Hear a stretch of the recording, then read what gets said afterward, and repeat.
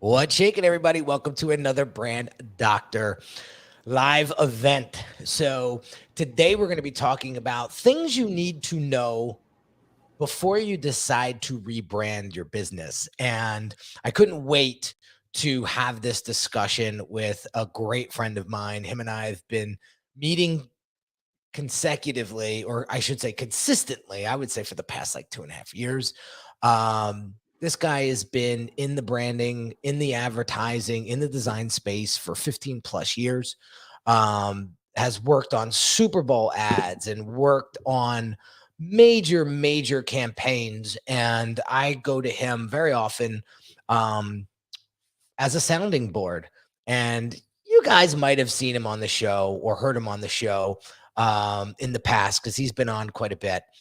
Without further ado, I want to introduce my man, Brett Brown, co-founder of Blaze and Glory. What is going on, my man? Hey, Henry, how's it going? Thank you for that intro, man. Listen, you're worth every cent. You're worth every cent. I love the applause. So today, and we're going to be doing a series over the next few weeks, Brett and I, about branding, rebranding, and really helping you position yourself as a subject matter expert in your space. Because I think it's very important that when you have the right positioning, the right opportunities present themselves. And so let's talk about first some of the problems or issues that business owners have, entrepreneurs have when they're thinking about a rebrand. A lot of the issues that I hear that come across my desk are, I don't know where to start. I don't know how much this is going to cost. Is this really worth it? Like, is this really going to move the needle for me? So those are like three biggies right there. I think we could spend 3 hours on cracking those. But let's start with is this going to be a worthwhile investment? So, where do we start from there? I can give you a short answer and then followed by the long answer. Yeah. Well, we got Short time. answer is yes. Yeah. No, I mean, look, the short answer is. I mean, honestly, though, while I can say yes, the short answer is honestly it depends, right? Like it really does depend. Um, it depends on where your brand is in the life cycle of your business, of your of brand awareness, like how much cultural awareness you've already pierced and created for yourself, right? Like how much momentum you have already is definitely something you have to consider. What, like, okay, so when should people start to reconsider? Or no, let me back up. When should people consider rebranding? Are there telltale signs that may hint that what they're doing right now or what their brand presence is online, it might be time? Yeah, yeah. I mean, so so again, as you noted in the intro, sort of my background is is a lot of things, but mostly advertising in a lot of different roles, right? Copywriter, art director, creative director, creative, and then in there all the bunch of other nonsense, just whatever it takes to get the job done. But I think the point is, what you experience is a lot of touch points, right? Like a lot of those moments where um, the real world, maybe your audience, maybe not your audience, but people like real human beings, you, me, the listeners, those touch points where everybody interacts with your brand, right? Um, when you sort of take a step back and you look at it all, one of the things to look for is, does everything say the same thing ultimately? Is it all Okay. making the same bigger point? Does it all look and feel related without being the exact same? Like without being just, your logo in a banner, your logo on a social post, your logo on a business card, whatever, packaging, and for people in digital space, that can be even, your podcast presence or album art, right? If you're an artist. But the point being, does it all sort of communicate the same message, and does it all feel related? Are they all of the same family? And then if the answer is yes, then the next step is to look inside, internally. Are your business decisions informed by your brand identity? Meaning, like, not identity as like visual identity, but your core, knowing who you are as a person, as a brand. Are your business decisions informed by that? So those are two kind of immediate things. We look for fracturing of the brand on touch spaces, and then second thing is, how much has your brand's overall messaging or purpose strategy affected business decisions? Let me ask you this. How do you tell somebody that has a great expertise? They put out some really good work, right? You could tell that they put out great work because they get response, and you could tell they just know what they're doing, right? And they've been in the game a while. How do you tell somebody that, like, your brand identity sucks? Because I see so many people out there with great insight, great wisdom. They deliver a great service, but they don't realize that, like, putting out an Instagram post that looks cheesy as hell is destroying that credibility, that authority, and that positioning. Yeah, that's tough. interesting. So, because listen, I have a half a dozen people right now that I just want to pull them aside and say, "Hey, psst, dude, your branding sucks." Yeah. And until it's tough. you're gonna be yeah. stuck in this level. Yeah, and especially for younger brands, like brands that are started in the last 5-10 years, or personal brands where it's a really small company, maybe it's even a company of one, or two or three or 8, whatever it is. A lot of businesses that size, but I mean even bigger ones, like, it's tough because I understand, right? Like, just being empathetic. You're talking to the founder of the company, somebody who's put their blood, sweat, and time into this, right? You don't want to offend them. Well, I mean, you can't be afraid of offending somebody, right? The truth, if it's the truth, if it's like impartial and it's objective, can be hard to swallow. But if it's offensive, that's not really your problem. You're Okay. doing an act of kindness and telling somebody the objective truth, which is, look, you are an expert in your field. You are losing opportunities, you're losing credibility, you're losing money,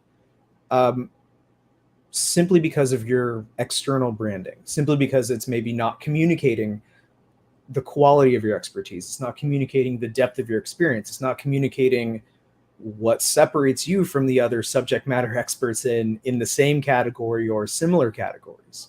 Or worse, it's not saying anything about you and it just looks cool. I mean, it could be a lot of different things. And while that can be an uncomfortable truth, if somebody's receptive to it, or like it or not, is willing to hear it and acknowledge it and internalize it, then it's up to you if you want to do something about it as the principal of the company, right? As the person in charge. And yeah, it is tough. Again, having empathy for, sometimes it's a logo that somebody made themselves on Canva, or sometimes it's a logo that somebody's nephew, at art school made them, right? But maybe that niece or nephew is in a fine arts class and not really in a design class. And even if it is a cool thing, again, what is it saying? Is it born from a master strategy, right? Is it born from a master sort of communication, a bigger idea, right? Like one, like narrative, like that's really ultimately when we say brand strategy, like to me, that's how I define it, right? Like it's it's a lot of people say storytelling, sort of why I founded Blaze and Glories, because I feel like that's a little bit of a misnomer, right? Like it's what we do is we really try to create branding based on world building, right? The way that you might build. A really great example is there are these rules for Roadrunner cartoons, Wile E. Coyote and Roadrunner. Look them up. They're kind of these famous animator rules. Like, so if your brand strategy can be as succinct as those things, then you can build a world in which people can have multiple stories, multiple ideas. People can go and visit and play and understand what the rules are and what ultimately that world look and feels like and sort of what the rules are. It's why the Marvel Cinematic Universe has so much success versus comic book, Star Wars, all those different sort of larger universes people have. Like, it's all just world building. And so the bigger point there is brand strategy is really the bigger story, the bigger thing you're trying to communicate. And that has to come from your core truth, right? It's something I say always. And even though my work is usually seen later down the line, like, okay, after you have a brand strategy, then you have brand identity, and then you have, on all the things that come with it, messaging, visual, all that stuff. And then after that, you have campaigns and campaign strategy that serve different objectives. And by then you're seeing like, oh, cool, there's a integrated Super Bowl campaign where you see the spots and the banner ads and the social and the, there's an iPhone game to play along with it too. You can go experience it, on site. But yeah, you want to look for this is why I asked the question, Brett. Here's why I asked the question. I was at an event recently, and if I were to get up there, and I heard one of the speakers say, just go to Fiverr and get your stuff done. Like, Fiverr is a really good place to get a lot of stuff done, like copywriting and video editing and design work, and just go there. And I'm sitting in the audience cringing, right? Because I'm like, oh, here we go. And he is so funny because I just had a conversation with a client, and the client was like, I will do the damn thing myself before I go to Fiverr and ask 5 different people to do one job. Like, I'm not going through that mess.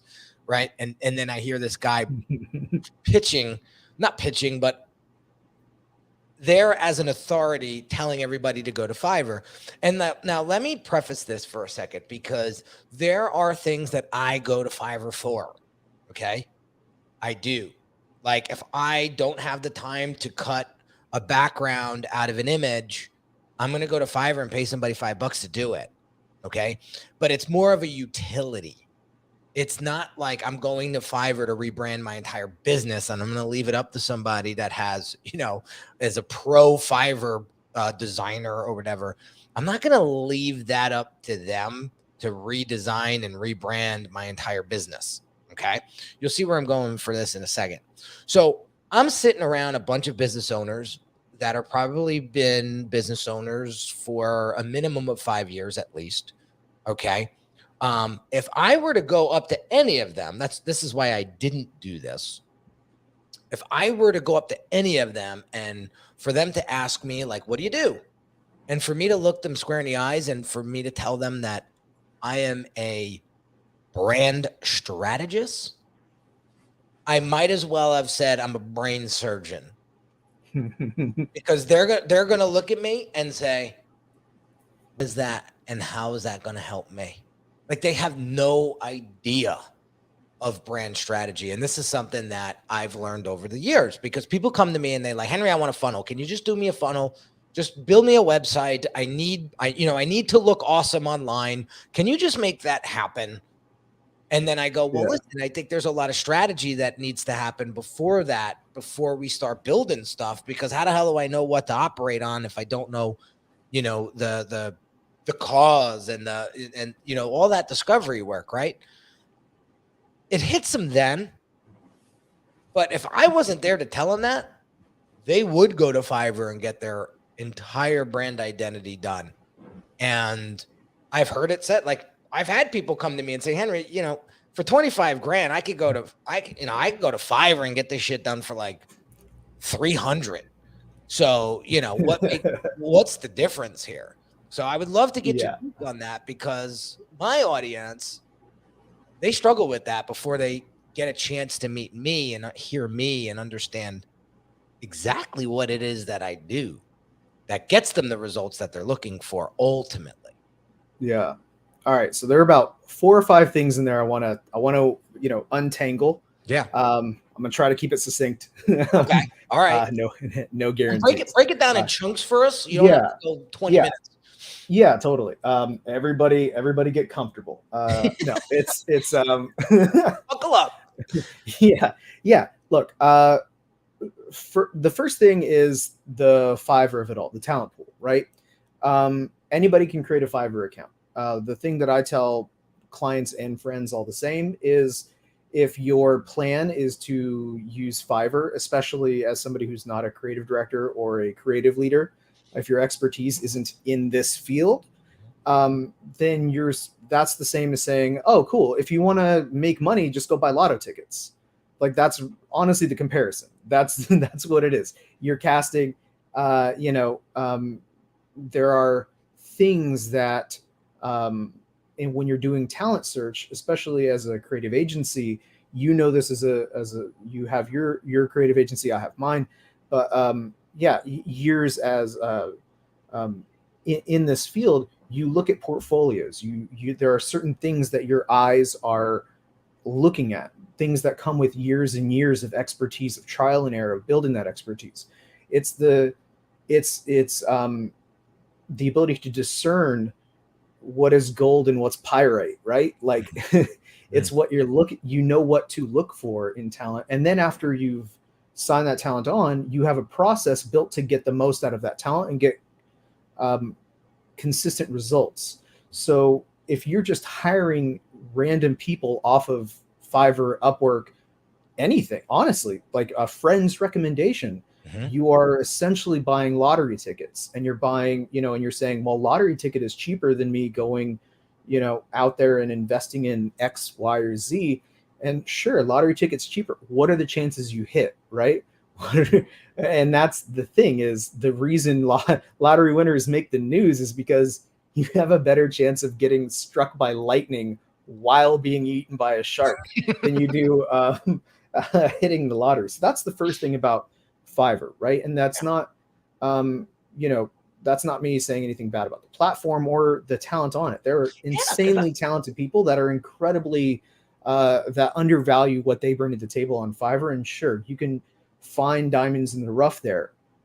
Again, it's a lottery ticket, though. If your client wants to buy lottery tickets in order to get rich, then that is their right to do with their money. That's right. I think it's an irresponsible strategy personally. But again, I also, I clearly have a bias because I offer something different, which is a premium service based on sort of mitigating that risk. So that's the first thing, though, right? But even objectively, I don't recommend it. I think, before you go to Fiverr, you'll find somebody who can help you sort of sort and vet talent. I would recommend anybody in the creative field. It's such a, close your eyes and pick a card. Like, that's what it is. Okay. Then the next thing is exactly what I said about sort of process, right? Expertise. Your initial question asked about, like, how do you tell experts that their branding sucks? People who are deep expertise, right? Yeah. I think what's nice, especially when you're speaking to subject matter experts, is of anybody, while it's hard for people to take a step back, the thing to remember is, if you are a subject matter expert in your expertise, that should give you all the more reason to trust somebody else's expertise in a different field. The best business leaders know when to hire good people, who know when to work with good people, and give them the freedom and space to do their job and shine and excel and sort of own portions of the business, portions of the process, in order to get the most out of that resource or that relationship or that talent. And then B, you also know to focus your time and attention on your own expertise, right?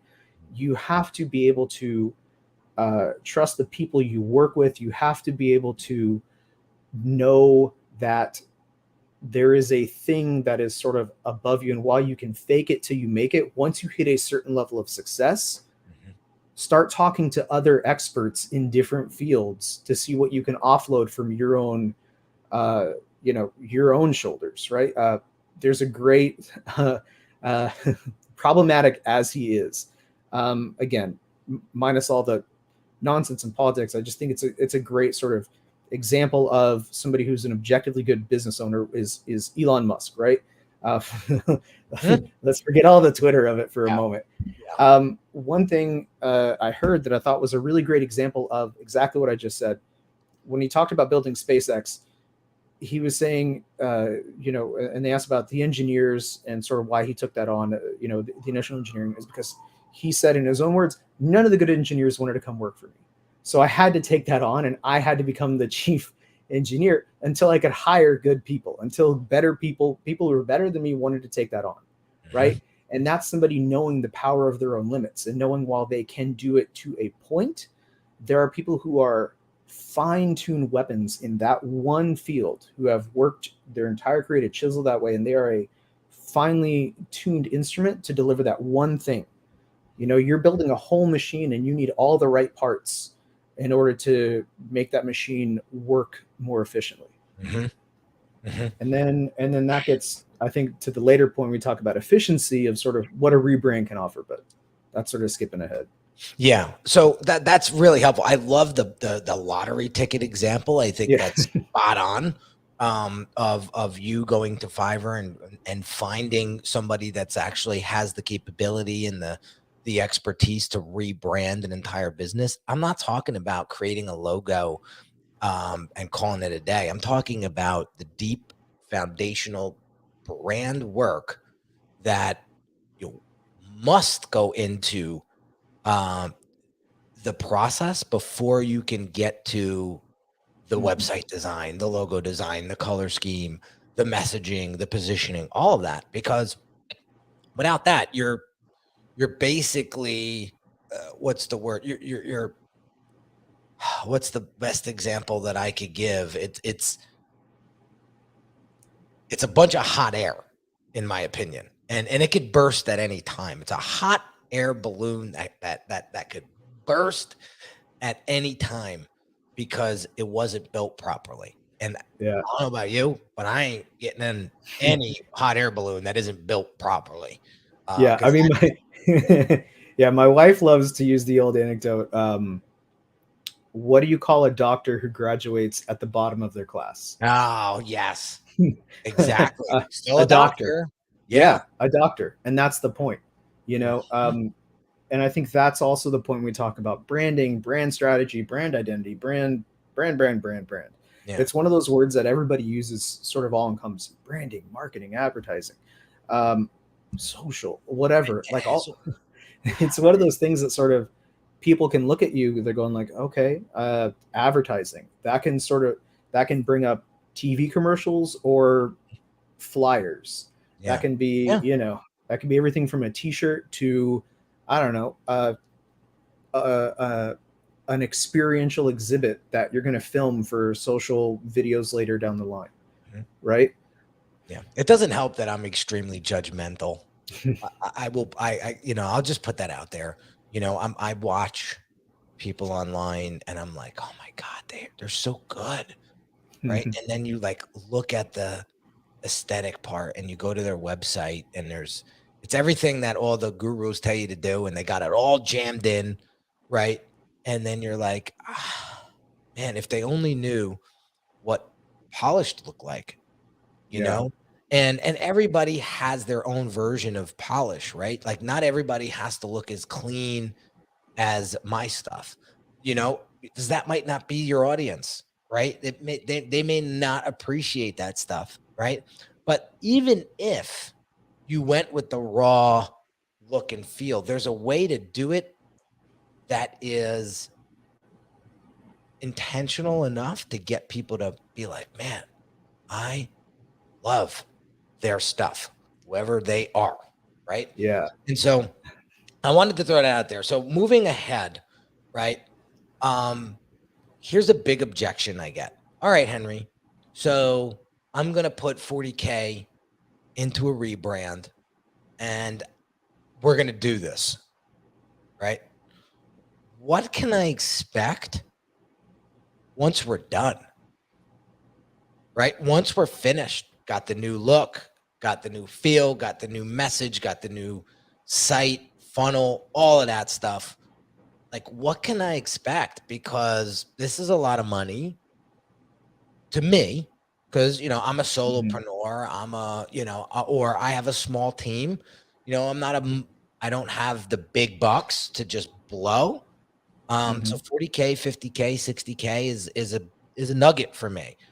Yeah. What can I expect after I rebrand?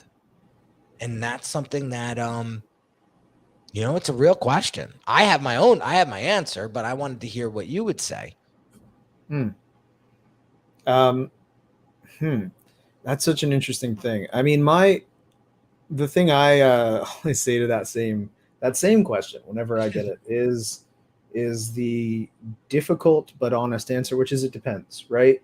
And the thing, especially when you're talking brand work, whether it's big brand strategy, uh, delivering sort of core brand identity pieces, the framework for building brand, or even doing an ad campaign based on, okay, the goal here isn't to sell, it's to build brand awareness. Mm-hmm. Things that the kind of things you see on TV all the time, right? It's not selling something specific. Like, it just wants you to remember Nike stands for this thing, right? And it's important. You have to balance. You have to balance both, build brand, and then you have to also be able to sell product. It's why you need to do both. Building brand is tough because it is an indirect path to making everything work a little bit better. Mm-hmm. And so the thing is, when you invest that money, what you're looking at in terms of a return is you're looking at every piece of marketing that you make from here out should be more efficient, should now help build your brand. That means that marketing, as you do more and more of it, the more ads you do, the stronger your brand gets, the more in step and sort of less fractured your brand becomes, right? It goes back to sort of the core things we look at. It's now you have a set of tools to build the thing with. And also it helps you make business decisions. Again, that's the other side of things I look at, right? When you have a really good brand strategy, it should help inform R&D, HR policies, hiring policies. It's the thing when people so often think of branding as like an external facing thing that, oh, we're just trying to sell people something. And no, what you're trying to do is you're trying to understand what this business is, who they are, what they sound like, what they look like. And even if it's your personal brand, it's still not you exactly. It's a version of you. It is the same as having a persona. If you're an artist, like a comedian or a musician or an actor, whoever you are, your persona that people see is way less dimensional, way more focused and tight, and they know sort of what to expect from that talent when they interact with that brand, right? Yeah. I know what I'm getting into when when an Anthony Jeselnik special drops, right? It's why he has a passionate following and he's consistent with that brand voice and that persona.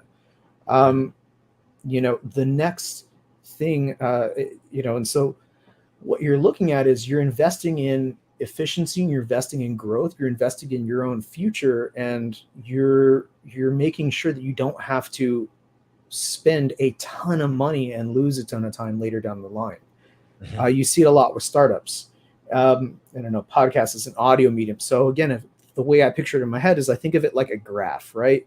When the more successful you are, the more of a following you're going to get. And so, kind of like stocks, like that graph is going to go up and up and up and up and up and up. And then at some point, you're going to get big enough to be able to afford that 50K, and it's going to be chump change, right? Mm-hmm. At that Okay, point. But the problem is at that point, you have so much momentum going that when you do that, you lose. So that stock bar then takes a drastic fall, right? You watch that upward bar go straight down. Mm-hmm. And you then have to invest not just the cost of doing the rebrand, but then the marketing and the, the megaphone to buy your way out of that and get sort of that momentum back. And you never really are on the same track. You're now starting from down here and have to work your way back up.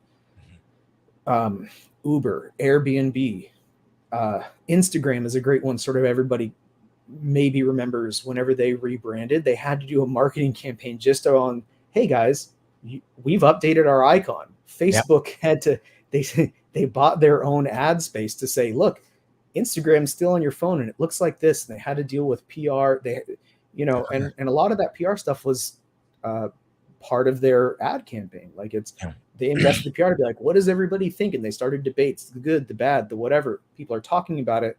And, that's a huge, massive expense. And now take that on when you're a smaller business who's maybe, gone from 5 million revenue or $1 million revenue to 5 or 10 or whatever it is, whatever size business you're in. If we're talking small businesses, where 50K is going to be a pain point. I mean, again, it's a car is a great example. You have to get to work. A car costs a lot of money to get there. You could take a bicycle, you could walk, and you could take public transportation. What is the most effective, efficient, fastest way to get to that office day in, day out? What is going to save you the most time where you can get there, do your job, and get out and have more free time for yourself? That's what that investment does.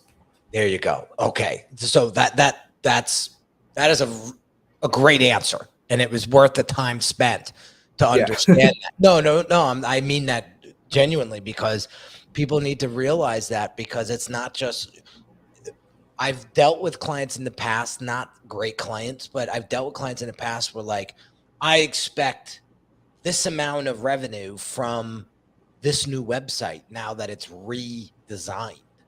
And it's not always cut and dry like that. It's not. There's so many variables in play, right?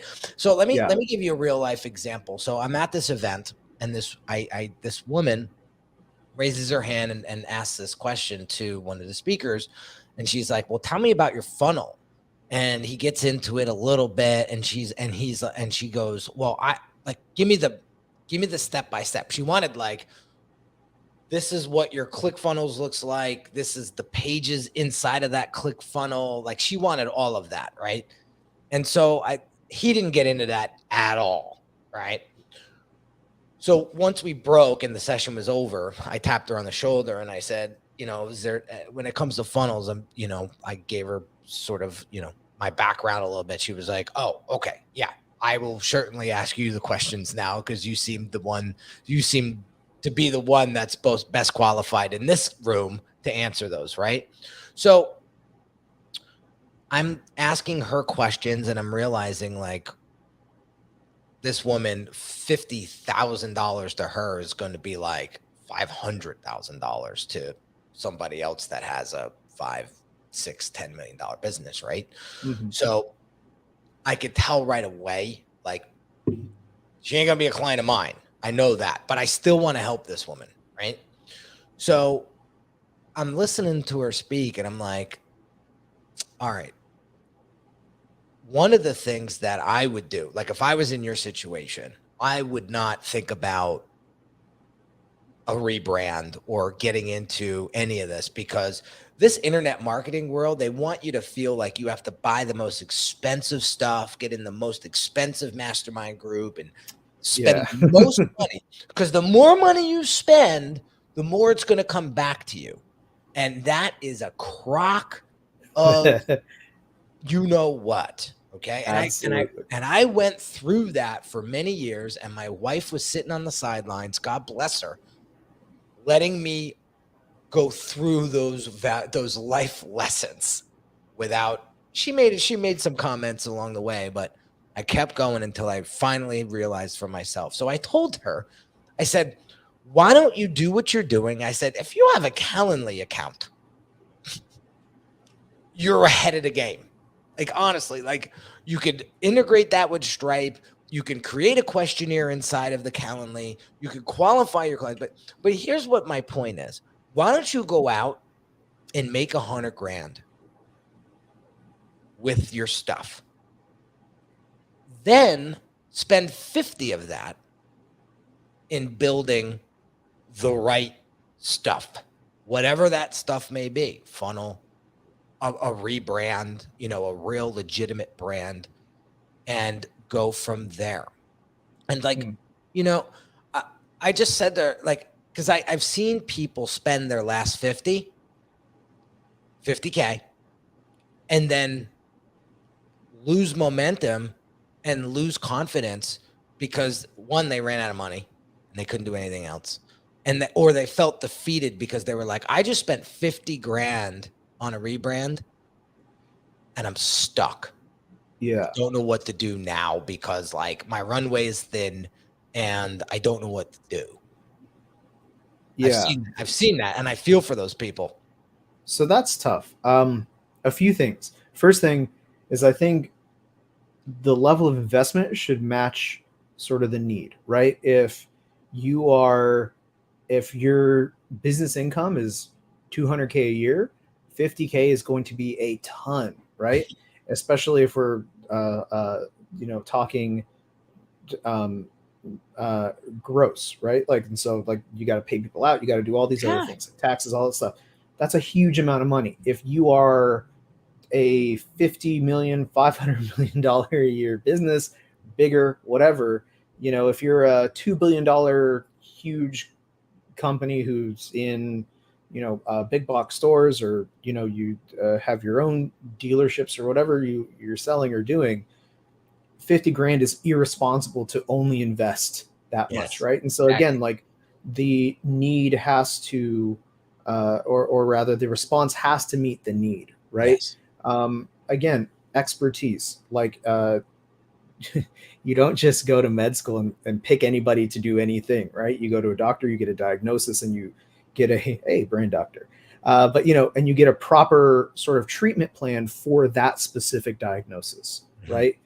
You don't break your foot and cut off a leg, right? You don't do something that extreme for something that's fixable through less invasive, sort of letting the body heal naturally means, right? The other thing too is something I touched on earlier, and this is kind of a bigger topic, so I'll just breeze through it, is that idea of balance, right? Think of it in your mind as scales or a seesaw, whatever you want to think of. On one end of the seesaw is brand, and that's the sort of the top of the funnel. And again, funnel is another one of those words that means a million different things depending on context. Exactly. Top of the funnel, when I'm talking about is purchasing decisions. Top of the funnel is like brand awareness. People are just like, oh, that's a cool business. End of the funnel is like, oh my God, sign me up. I got to buy it. Right. So one thing is brand. What are the things that are going to get you out into pop culture, make you top of mind, have people know who you are and what you stand for?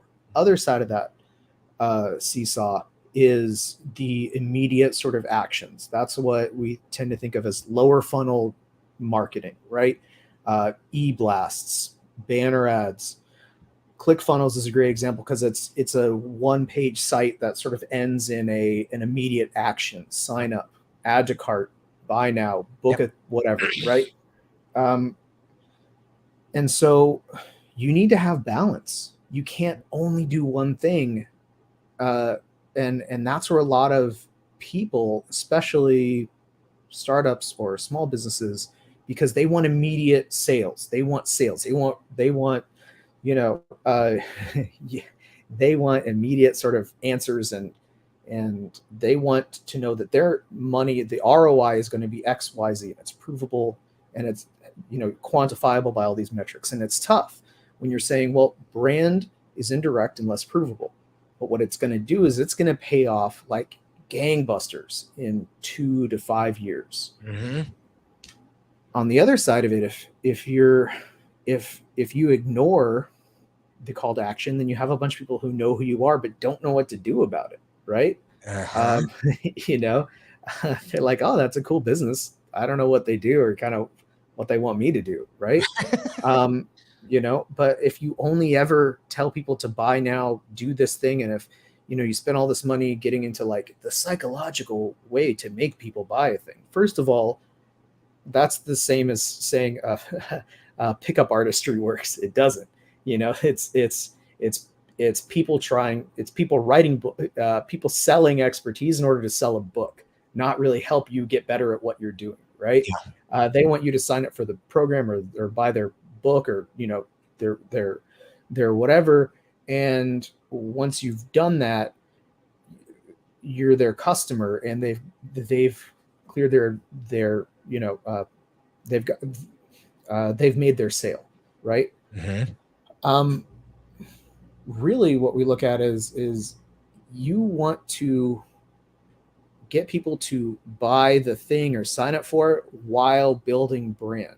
You have to do both. And so when you're talking about what to invest, look at what you have to invest.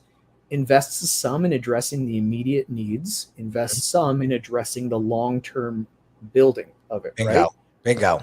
And then whatever the split is there, that's what good at the big levels, right? That's what really good CMOs and really good agencies and account people and strategists and people like me like help come up with like big like comms plans for annual or quarterly, whatever, right?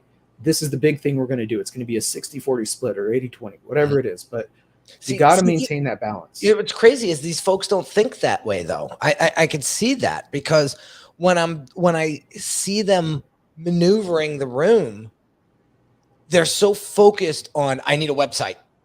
So I'm going to go and get a website done on Fiverr, and I've checked that box off because the guru said that I needed a new website. Yeah. Right. So I got that box checked. All right. So now they're telling me I need a funnel. So I'm going to go to the Facebook group over there, and I'm going to find me a funnel designer, and they're going to cook me up a funnel. Dump, check, done. All right. I got that. Now I need, what else do I need? I need a copywriter. So this is what was going through this woman's head. She was like, I need a copywriter. I need a designer. I need this. I need that. She's trying to Frankenstein her own creative plan, and then design her own creative team around it. Yes, again, like, irresponsible of somebody without a background to do that. She's going to waste money and time, and it's going to hurt. And again, like, that might be a painful truth, because she has extreme competence in the subject matter expertise that she has. And it's tough because you're telling them, look, you're so good here. This thing you're doing is really dangerous with your time and money. Again, lottery tickets pay off. You see it happen. Lightning strikes every now and then. Every once in a while, you win. Yeah.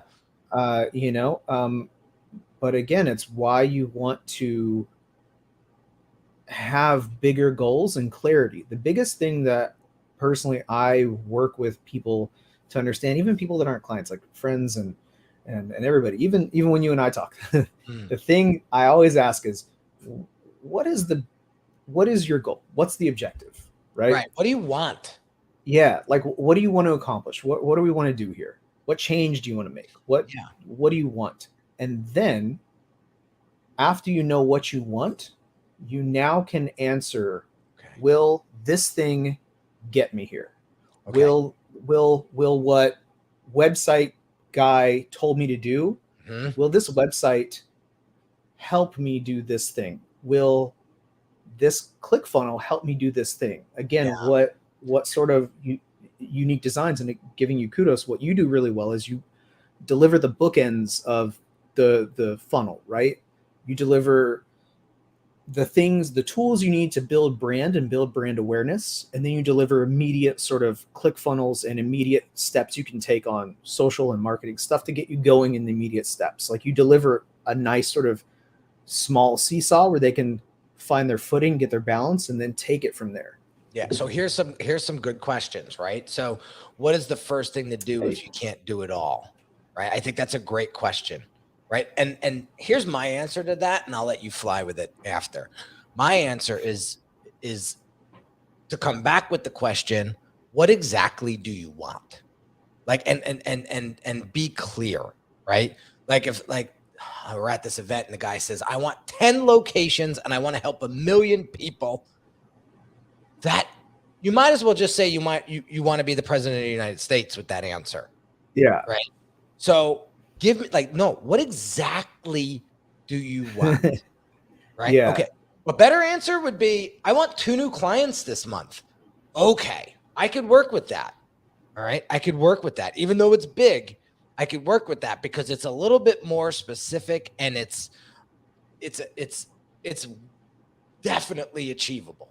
And it definitely achievable, right? If we go about it. But the first thing to do is to get clear on what the hell you want. And then you work backwards. Because once you get clear on that, the universe will help you prove that true, whatever that is. So I'm just giving you this example. Guy's up there on a hot seat and he goes, I want to help 1 million people. I want to expand my offices for 10 more locations. And this dude in the stands raised his hand and said, bro, what do you want? This is all broad. This is all fuzzy. This is all gray. What exactly do you want? And you could tell it was like that question took the wind out of his sails because he didn't know. And I felt bad for the guy because he was getting roasted up there, right? And so at night I came up to him and I was like, listen, it takes a lot of guy-owns to sit up there and get roasted by 25 people that may or may not even have the credentials to give you advice at all, right? Yeah. So we got clear on breaking it down into very focused chunks. But the way I responded to him was, listen, I've been up there. The guy's spending $10,000 a month on coaching, just on coaching. And I said to him, I've been there, bro. I've had half a dozen coaches at any given point, and they were all telling me something different. And here I am trying to like whittle away at all that advice, right? And try to make sense of it and try to execute it. I said, here's what happens. What you believe, you prove. So if you don't believe that you can help 1 million people, never going to happen. If you don't believe that you can charge 50 grand for an adjustment, he was in I think he was a chiropractor or something like that. And I'm being crazy now. If you don't believe that you could charge that price point, never going to happen. You can hire 18 coaches and they could give you the most brilliant advice on the planet. If you don't believe that that could happen, never going to happen, dude. And that, I think, woke him up, because it's not about how many coaches you have. It's not about how grand what you want really is. It's about believing that you can actually do it. Right?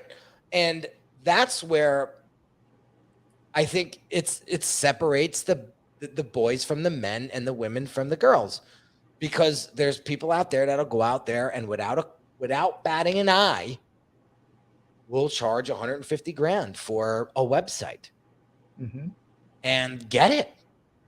Where there's Peter Butler over here in the stands saying, I would keel over and have a heart attack before I could say, I'm going to charge you 150 for a website. Right? Why? What's the difference?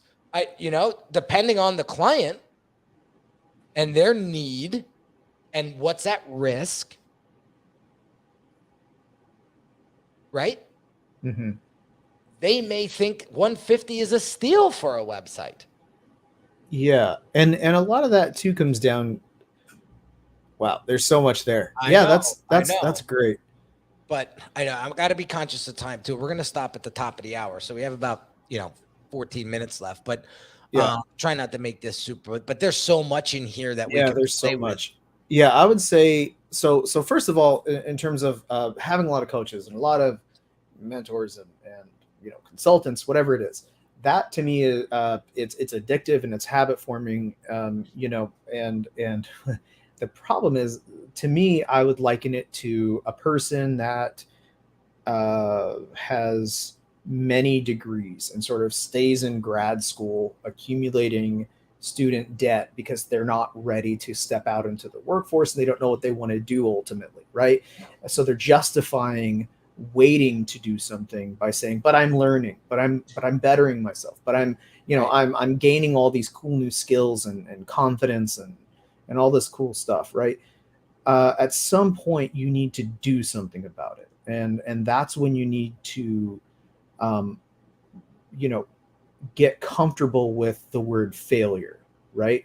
You need to get really comfortable with embracing this, especially if you're tiny. If you have $5,000 to do marketing, if you have 500, if you have $0, you have a friend like, let's say you have a friend like me who's good at advertising. I can get you on the news for free, but you have to be willing to do something so batshit, so audacious, My point. something that's going to make your stomach hurt and probably, make your IBS flare up or whatever, right? It's going to make you so uncomfortable. But that is what you do when you can't spend 150 grand, because with that money, it's not somebody saying, I can just charge a lot of money because of confidence. That's a con man. What it is you're paying for a team of account people looking into your business and identifying your business needs, working with you at every level. You're paying for strategists who employ thousands and thousands of dollars of research. You're employing several levels and tiers of, art and copy and messaging and creative direction. All of these resources and assets are intensely expensive. And then you're paying for whatever agency or whatever person is heading that thing up. You're paying for their process. That's the IP, that point of view, that thing that sets them apart, right? And that's why, it can cost 500 grand to make an app, 500 grand to make a website. It can cost $2 million to do a footprint at a Super Bowl activation, right? Just for production and all in for marketing, right? Just to get it there. Hell, you worked on a project that the voiceover was for. She charged. But Okay. it's a lot of money. It's a ton of stuff, right? It's can't get into that. Yeah. But people charge a ton of money for things that you don't think cost a lot of money, and you do that because you want to mitigate risk. The thing you're talking about is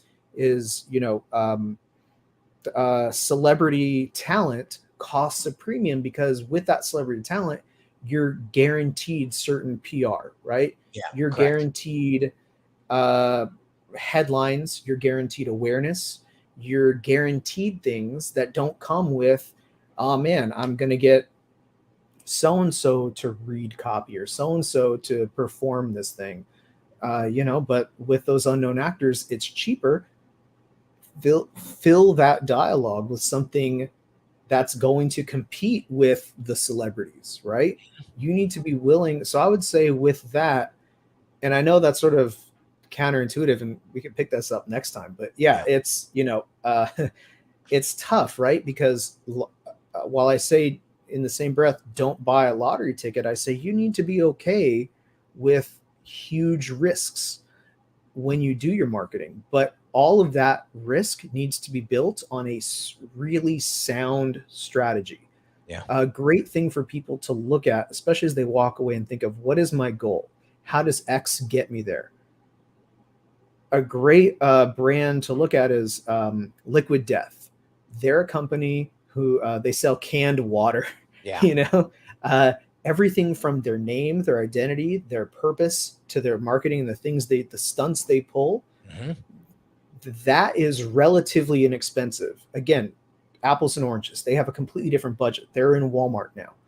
They have received massive funding to be able to spend that kind of money. But when you look at the bravado and fearlessness, their ability to overcome that fear and say, we know what we stand for, we know what we want to do, and we know who we are and what we're trying to say, and we know our purpose in the world. Yep. So much so that if you're telling me this thing is going to get me closer to that objective, I need to be willing to swallow my fear and get over it. Yep. And for Halloween, I'm gonna get a witch to curse the water, and we're gonna make headlines about that. Doing these like dumb stunts and irreverent things. Irreverence isn't like a tool. It's something that's in their brand voice. It's not right for everybody, Right. And that's something that you got to get comfortable with. And that's where I say, like, before you start, and I got to tie this all together, right? As we right. Good luck. Yeah. Because we were jumping. But when we are considering rebranding ourselves, reinventing ourselves, again, the steps involved. Step number one is, what the hell do you want? Okay. Step two is, do we have the proper direction and game plan to work off of? Right. We have to focus in on that first. Right. It's not jumping to Fiverr, finding somebody on Upwork, going to a Facebook group and trying to find somebody that does what you need done. You could get a monkey to do that stuff. Right. And that's not it when it comes to a rebrand. What comes to a rebrand is, why should we do this in the first place? Getting an understanding of that all comes out in discovery, right? That all comes out in discovery. So first step is understanding what you want to do, and then discovering the proper plan of attack to make that happen. Then the third step is to actually execute on that. Because once you do that, then everything seems to make sense. I'll never forget it. One of my last rebrand projects, client said to me, wow, I did not appreciate the strategic front end discovery process as much as I do now, because when you're going over the website wireframe with me, it makes so much more sense to build the site this way versus just coming up with a whole bunch of pages that like a competitor has, right? I had another client say to me, my website was built off of a competitor's website. We basically copied the whole thing. And I'm like, palm to forehead. That was your strategy to build that website? Let me, I have a really quick, succinct thing. Dude. So when I say earlier, way at the top, when I said it should inform business decisions, hiring and HR and all that stuff, Yeah. right? Let me take it out of ad brand world, right? Let me put it in terms business owners can appreciate. Okay. When you are interviewing applicants for a job, when you want to make a hire, it's the difference between when we say differentiated or undifferentiated, or a business that sort of knows why they exist.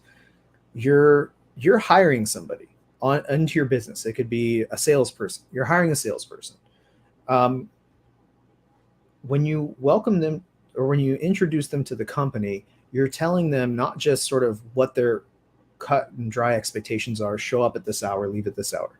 You have an opportunity to tell them what they're buying into, right? Here's what we stand for. Here's what we do at this company. Here's what I need you to champion when you're out there representing not just yourself, but you're representing this company and these ideals and this mission that we serve.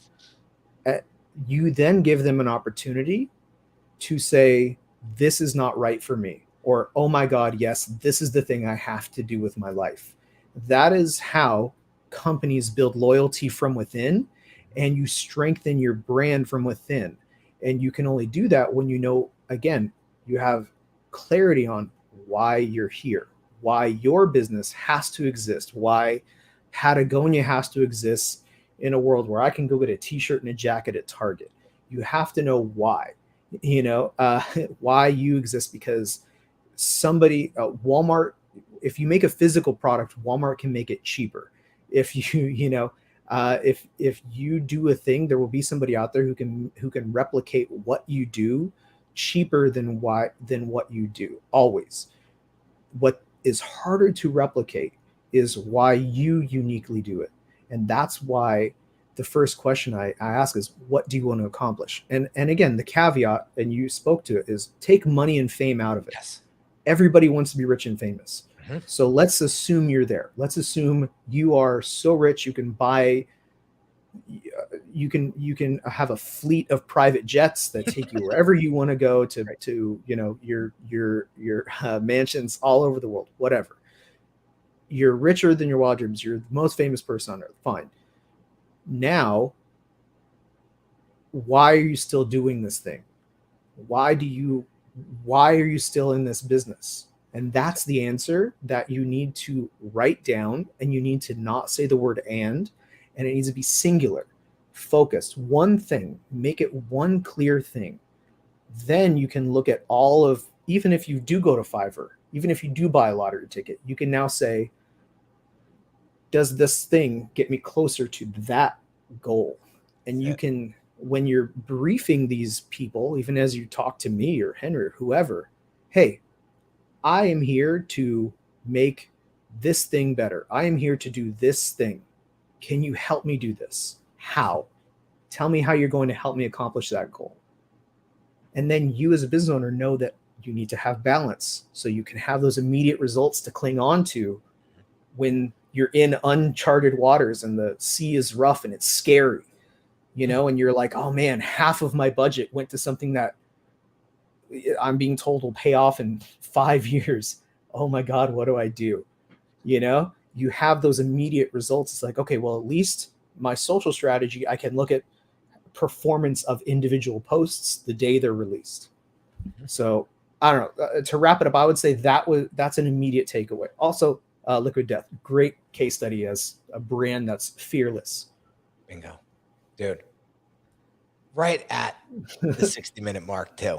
So, Brett, I could go for 3 hours, but I just think like, so we're going to continue this series of handling objections, answering the questions when it revolves around business and branding and design, that a lot of business owners and entrepreneurs are just not aware of. And Brett and I are going to help educate you so you can make informed decisions about your marketing and your branding moving forward. Whether you hire us or you hire somebody else, at least you'll be more confident in who you hire because you'll have a better sense on the reason why you're doing it in the first place. And that if there's the biggest takeaway of today's call, it's that right there, is to get really focused on that and take the money and all the fame and all that out of it and get really, really drill down, and get really clear on that. And you'll see what happens next. So Brett, always a pleasure. We will do this again soon. Guys, stay tuned. This is phenomenal. I cannot wait to do our next call. Let us know your biggest takeaways in the comments. Don't forget to subscribe and like and do all those things. You know what to do. Have an amazing day, and we'll catch you on the next one real soon. Thanks, everyone. Bye. Take care. That